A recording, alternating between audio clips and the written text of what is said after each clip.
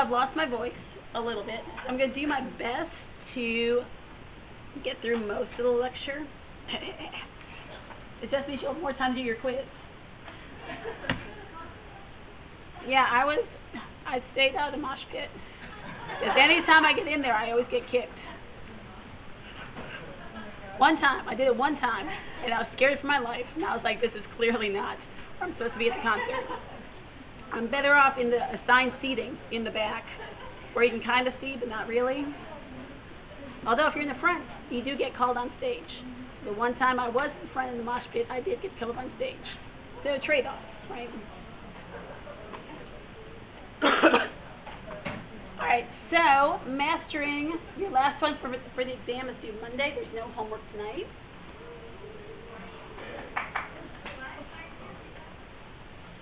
Sure, there's no homework tonight.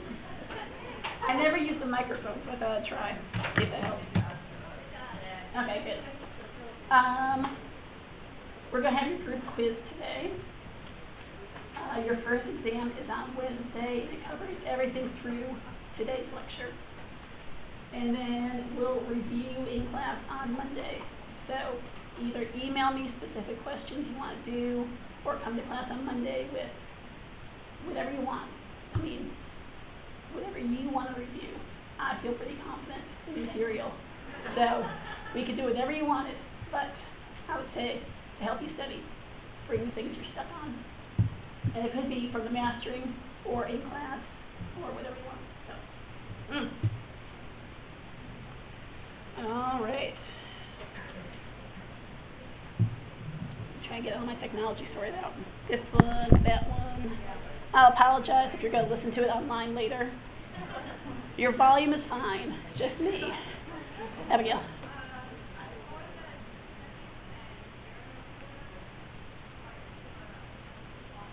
Yeah.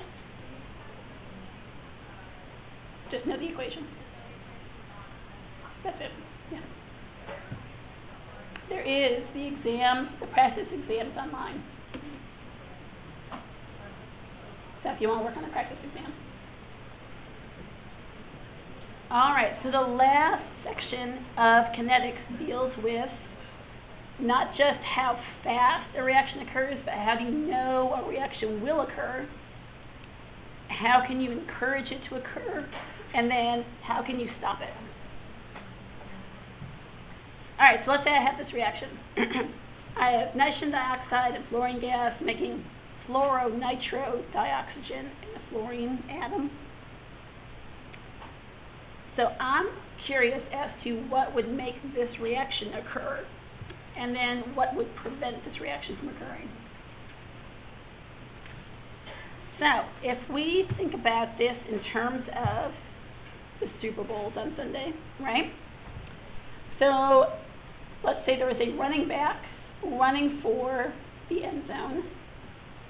What does any one of the people who are going to tackle him have to do to prevent him from getting to the end zone? They have to catch him, right? Once they catch him, then what? Bring him down, right? They have to collide with enough energy to prevent the forward motion.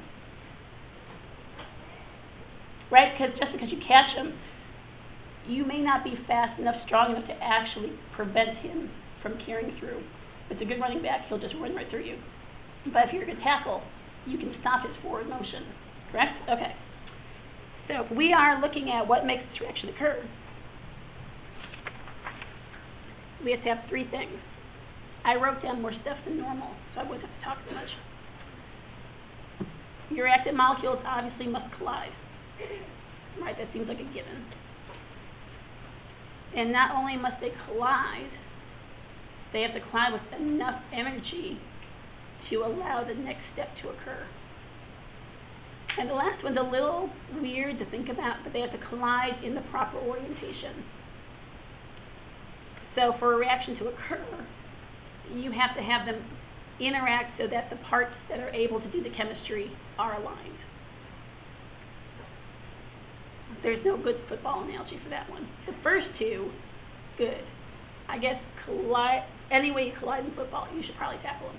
But I guess if somehow you're facing the wrong direction, or you back into them, That may not work. May not be as effective. Although when you get to organic, you can do backside attacks.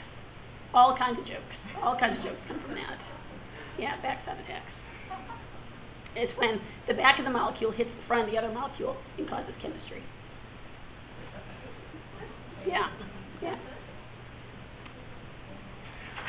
You can start thinking now of the jokes you can tell, unless you have already taken that part, in which case you can share some of your jokes.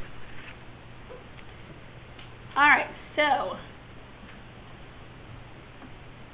we have to have these three things happen for a collision to occur.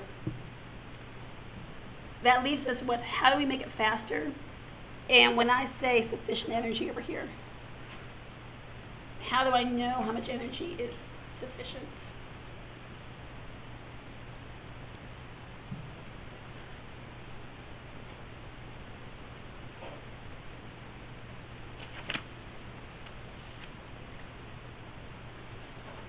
See if I can get them on. Here we go.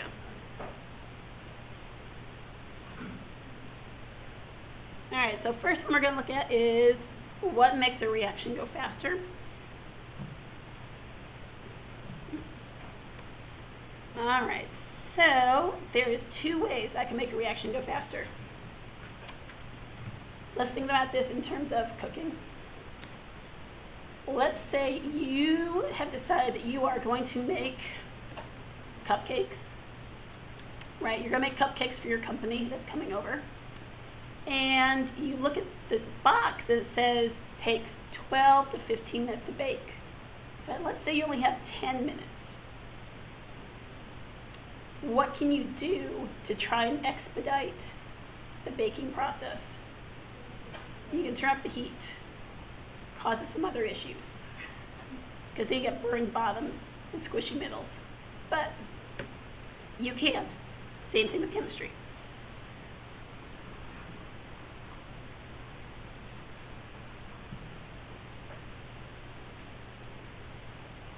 Because really cooking is chemistry, to be honest. Alright, so if I increase the temperature of my reaction, what happens to the speed of the molecules?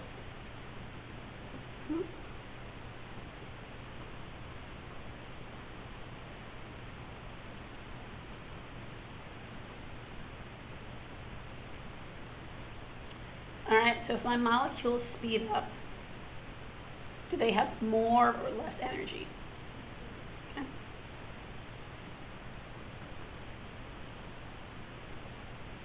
If they have more energy, is there going to be a more or less energetic reaction when they hit something else? Right?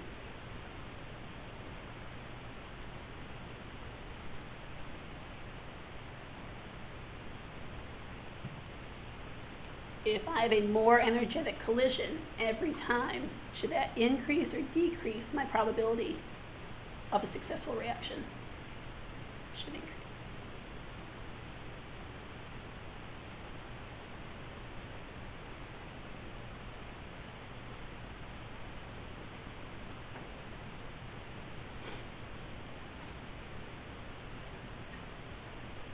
Okay, so that's the one thing we can do to speed up the reaction.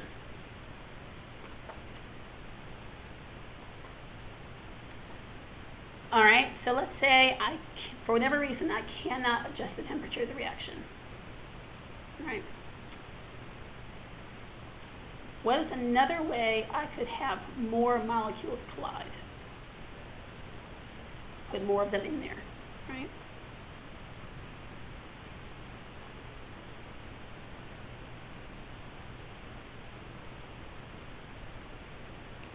If I just put more in there, more reactants, we should have more collisions.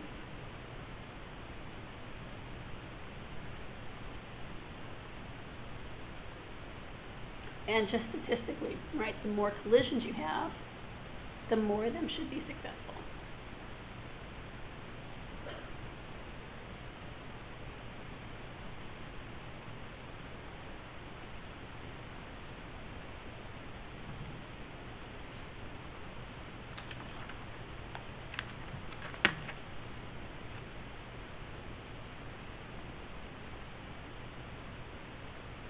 Alright, so those are two things we can do to make it go faster.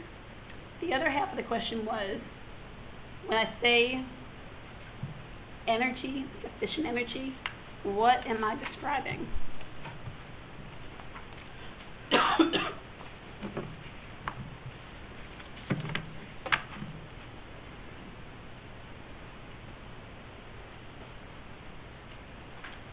Alright, so let's say I'm looking at this reaction. A plus B reacts with C to make it A plus BC. Right, they swap partners.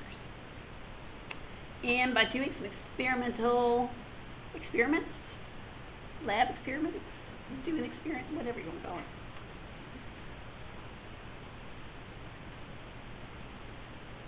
That's still the first step.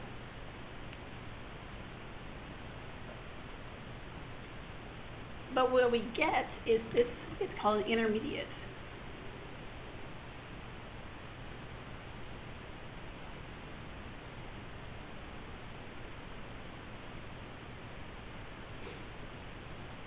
Which is what this is called a double dagger refers to. That double dagger means that it is an in-between stage. It does not last very long. It's rarely isolatable. It's just a step along the reaction path that has to occur to get to the end. So this definitely happens. This happens for a nanosecond, and then we get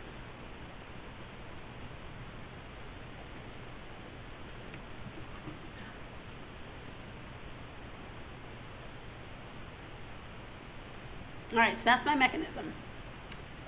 Sufficient energy can occur in two different ways. I'll start with one here. Okay.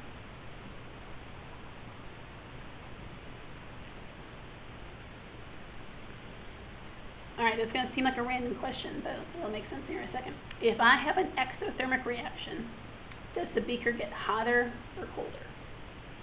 Hotter, right? Where's the heat going? To the surroundings, right? What would be the delta H sign? Plus minus 0.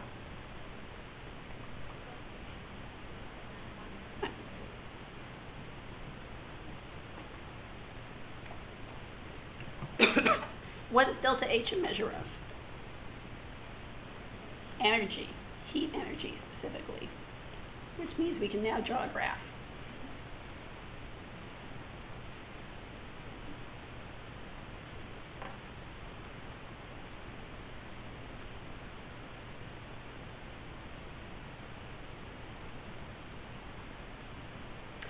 I'm going to call it reaction progress on the x, meaning it's not necessarily time. It could be time. It could be concentration. It's just some way of measuring how much reactant and how much product do I have. So a generic. All right, so if I have an exothermic reaction and I have energy along this axis, if this has energy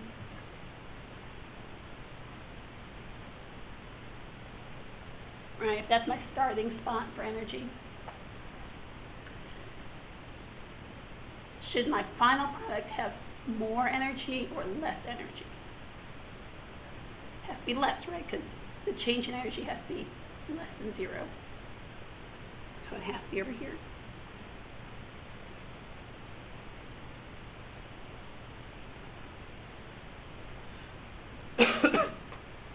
So the question about sufficient energy comes from the activation energy to get from this platform to that platform. What should I label this center? What piece am I missing from my reaction?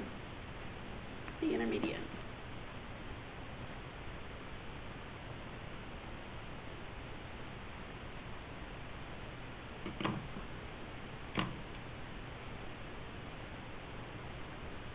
Alright, so if I'm talking about sufficient energy, I need enough energy to start here and get over this barrier before I can make my products. So this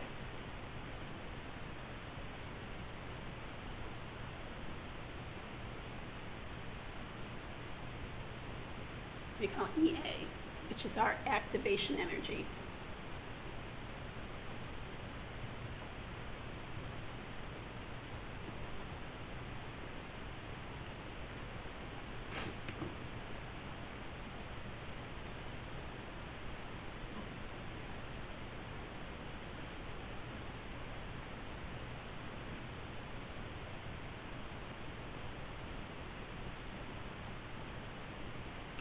my sufficient energy. I have to have enough energy in my reaction to get over that, because once I get here, it's all downhill, right?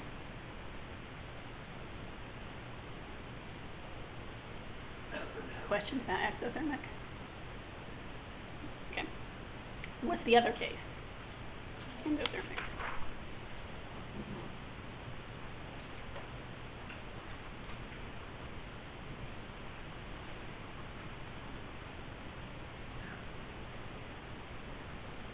All right, so if I have an endothermic reaction, what is the sign of my delta H?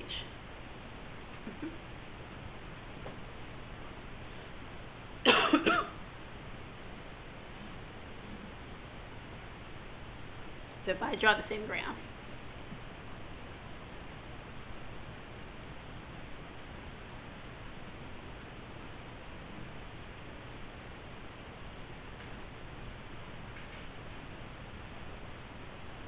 and if that's where my reaction starts, where do my products end up? At a higher energy or a lower energy? Higher, right?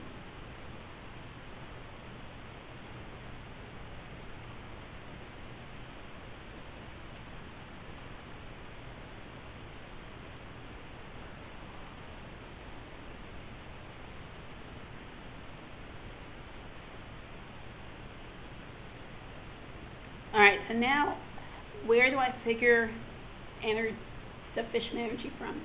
This platform to the top or platform 2 to the top? Which one's the greater amount? One that's this or 2 to that?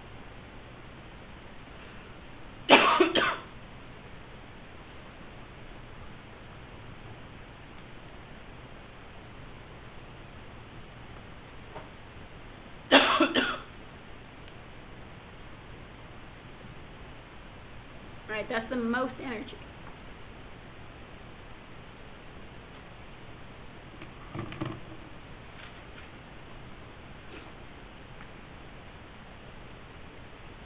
So I need to give my reaction enough energy to get from here over the top to then get here.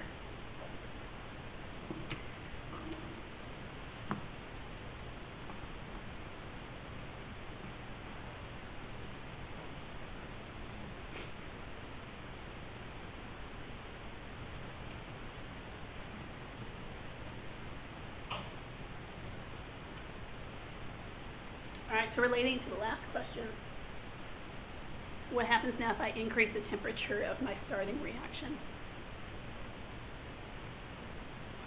You can think about it either way. Either it lowers this or it gives more molecules the ability to jump over the top.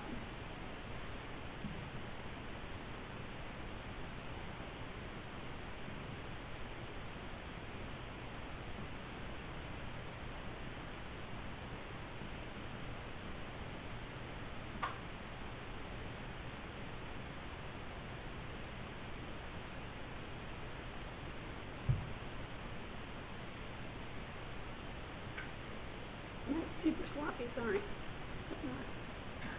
So if you increase the T of the reaction, you've increased the energy of the molecules, have more energy, which means they can jump over the activation energy. So this may be thinking, those are some beautiful graphs. At least mine is. Hopefully yours is also beautiful. How can we measure EA? How do you know what EA is? So you worry, we got an equation to solve for that.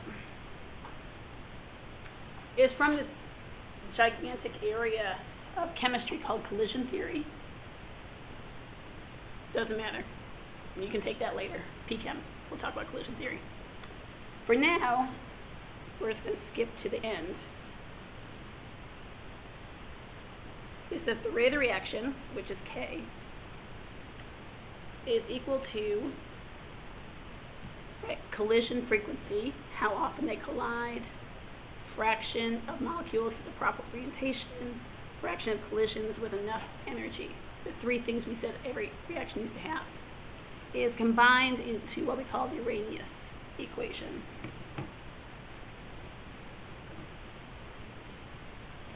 For A,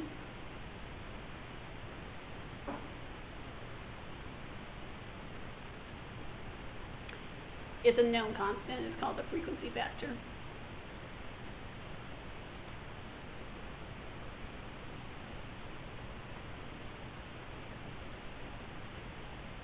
E is the activation energy we've been talking about.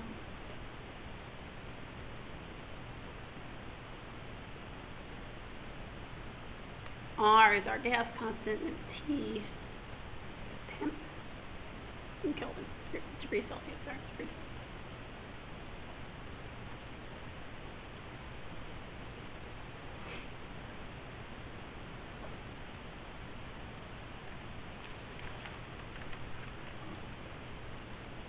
Alright, so the Arrhenius equation looks good, but there's a different way we can write it that's more handy. I won't do the derivation, I'll just get to the final step.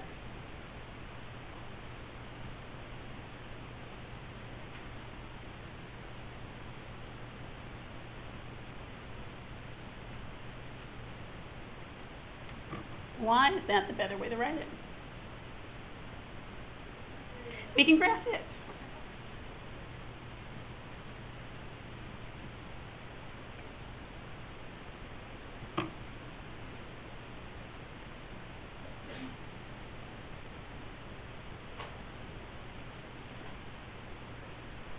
Alright, so let's get your little baby graph down here.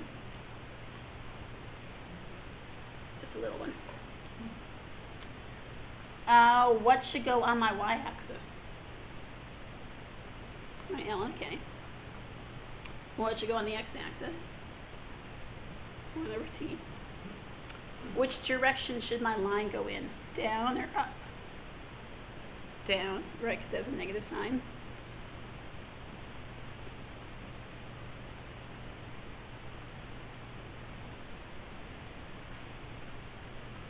And then what does the y-intercept equal? Yeah.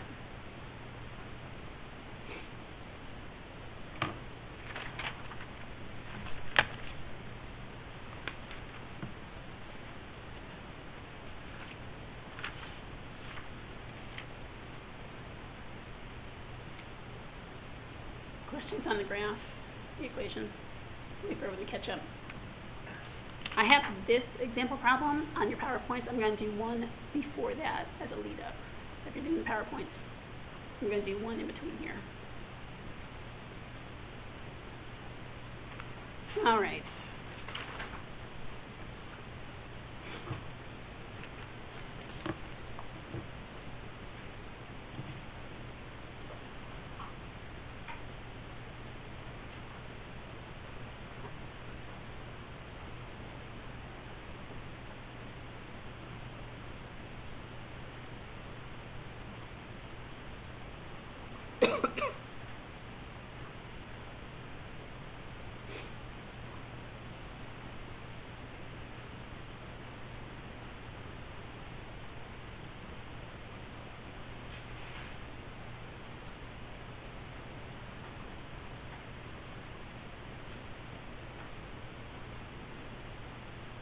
I made a mistake. I was right earlier. Sorry. Temperature is in Kelvin. I talked myself out of it. Yeah, temperature is in Kelvin.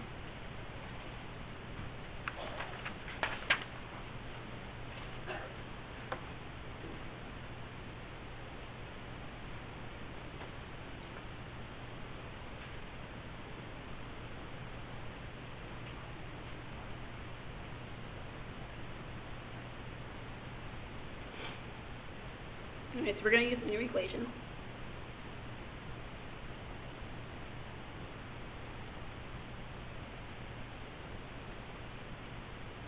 We're looking for K. A is given.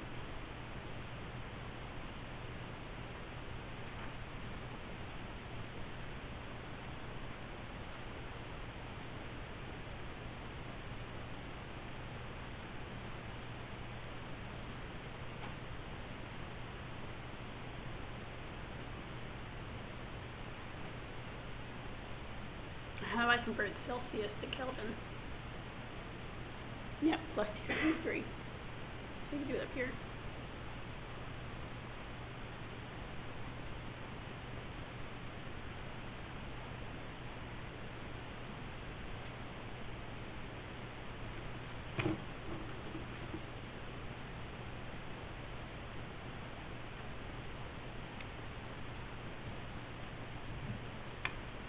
So at this point, you're just plugging everything in.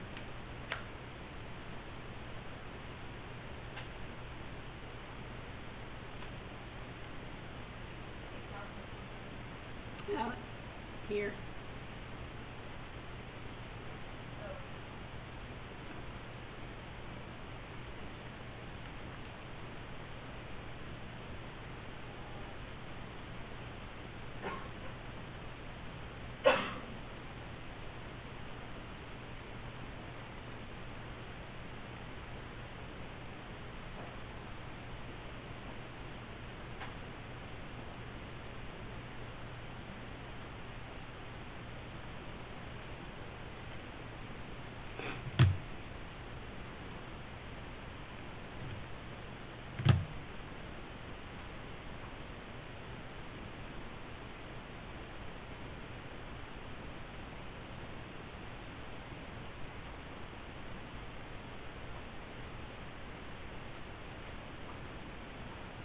Anyone else get that?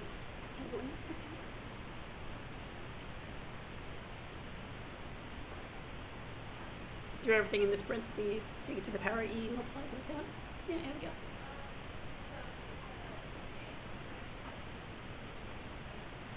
Cool. Okay.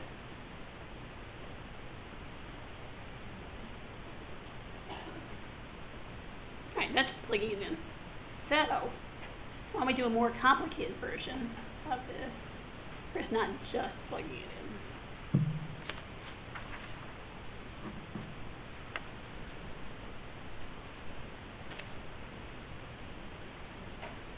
Alright, this will be our last thing we do. That way I can stop talking and you can do your quiz. It's getting to the point that I'm like, oh, it's hard. Okay. Alright, so cyclobutane decomposes to ethylene at high temperatures. The activation energy for this reaction is known.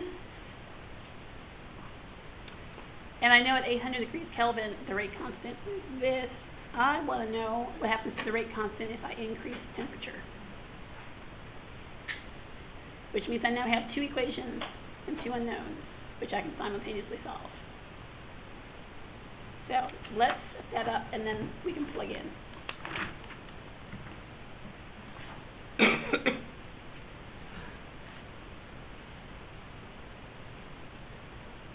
So if we think through it, right, we have this equation.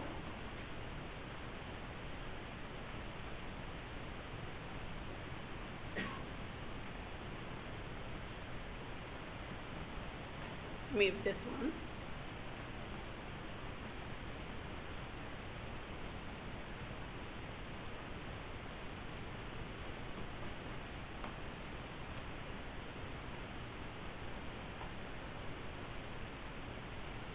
Right, we have those two. Where the rates are going to change, the temperatures are going to change.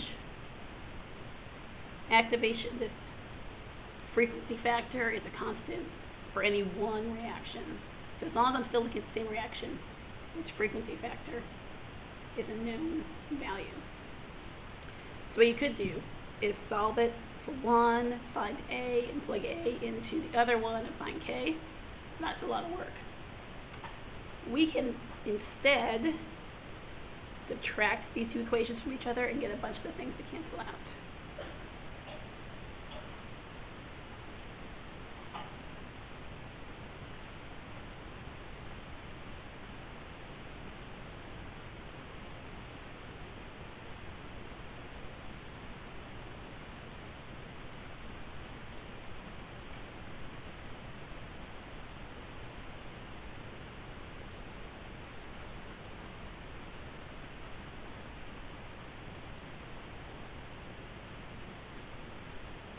Alright, so all I did is subtract this one minus that. You could have done it the other way. You could have done 1 minus 2, 2 minus 1.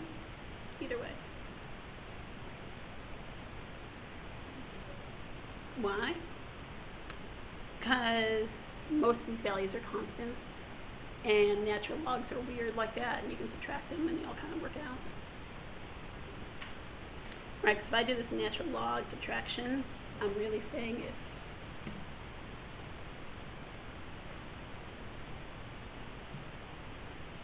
really a ratio. So then, if I cancel out the things, they're subtracted. Right, those are constants, they're gone. Then I just have to do some factoring, right? The EA over R shows up in both. And because it's multiplied, it doesn't subtract out. These two values times each other. These two times it, right?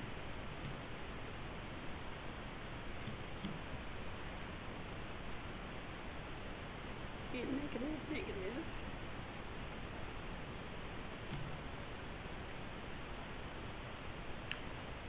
Temperatures, flippity-flop. You could do it the other way, because you get a negative T2 minus a negative T1, which is a plus T1 minus an E.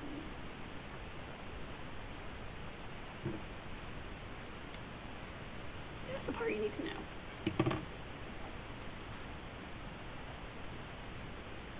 If you're really curious about the algebra, we could all work it out, but give the audience the answer is a solid no.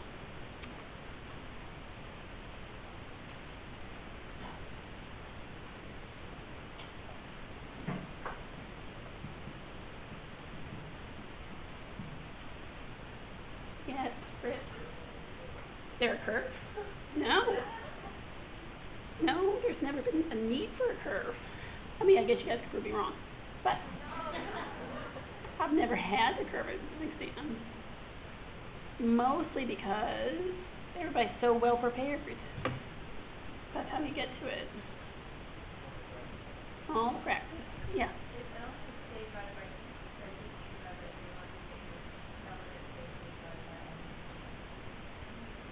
Yes. Yep. Same as being subtracted. That's why natural logs are weird. It's all the same. So. Alright, so now we have an equation and we can solve it using our question we had earlier.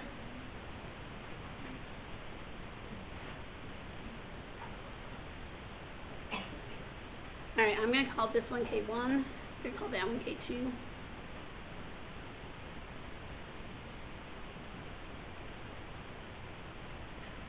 Makes it easier because it's on the top of the fraction. rather than trying to solve it the other way.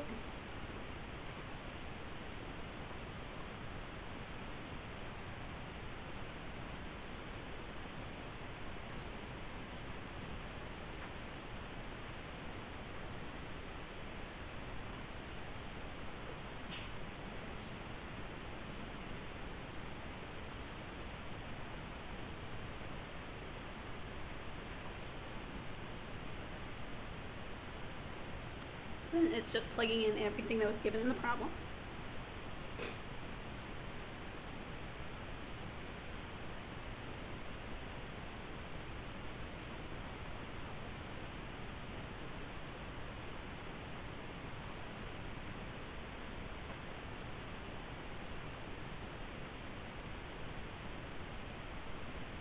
Alright, 2, 1, then that's 1 minus 2.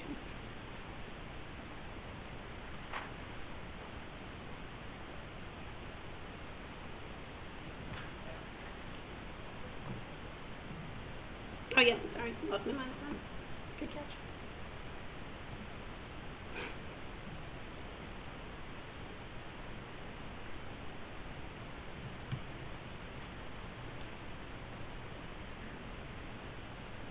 Hold on, let me think. Okay, hold on. I said... No, that should be a plus. Because I factored out the minuses. It's a plus. I had it wrong in my original equation. It should be a plus. All the cold medicine's going to my head.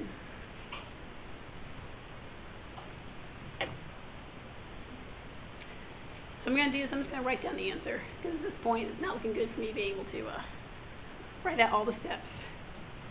I'd say do it on your own time. That's the correct answer.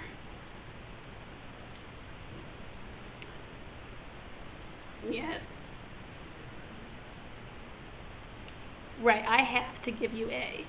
Or EA. I have to give you EA. I guess the other thing I could do is ask you to solve for EA. But this equation, I can only have one thing unknown.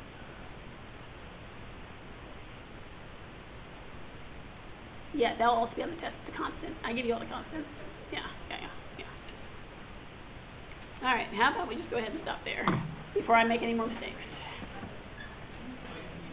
Oh, yeah.